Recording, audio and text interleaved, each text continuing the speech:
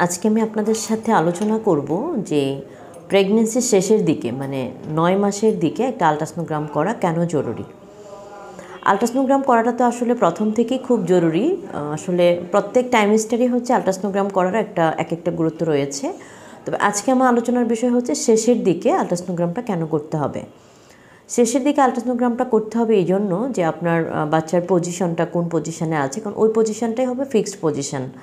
যদি উল্টা থাকে নাকি সোজা থাকে, মানে স্যাফালিক নাকি হচ্ছে ব্রিজ প্রেজেন্টেশন, সেটা দেখার জন্য।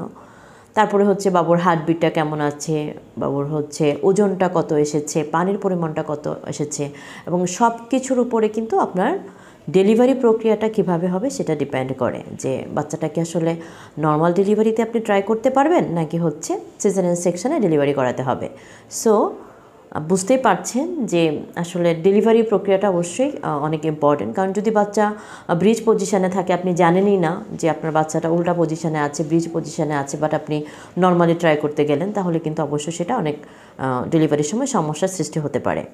কিংবা হচ্ছে আপনার পানির পরিমাণ অনেক কম আছে, আপনি জানেন না, আপনার হচ্ছে ডেলিভারির সময় বাবু কিন্তু সমস্যা হতে পারে।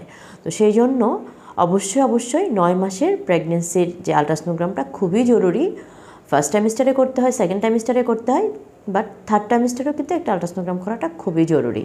সো অবশ্যই আপনারা টাইমলি হচ্ছে ডক্টর চেক আপে আসবেন এবং শেষের দিকে আলট্রাসোনোগ্রাম করে আপনি আপনার ডেলিভারির যে প্রসেসটা, যে আপনি সিজারিয়ান সেকশনে ডেলিভারি করবেন নাকি হচ্ছে নর্মালি ডেলিভারি করবেন, সেটা আপনি ডিসিশন নিতে পারবেন।